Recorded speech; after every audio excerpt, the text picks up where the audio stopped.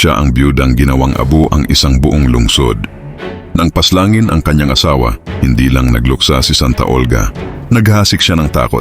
Para sa kanyang mga kaaway, siya ang pinakamasamang bangungot. Ginamit niya ang mga ibon para sunugin ang kabisera ng mga Drevlian.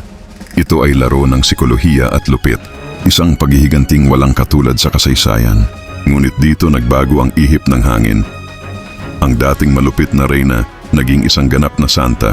Bakit? Mula sa paghihiganti, niyakap niya ang pananampalataya para iligtas ang kanyang kaluluwa at ang kanyang kaharian. Mula sa madugong nakaraan tungo sa pagiging santa, siya ang naging ina ng pananampalataya sa silangang Europa. Isang misteryo ng puso. Kaya nga ba ng banal na tubig na hugasan ganito kadaming dugo? Santa Olga ng Kiev. Isang paalala na hindi ang iyong nakaraan ang nagtatakda ng iyong legacy.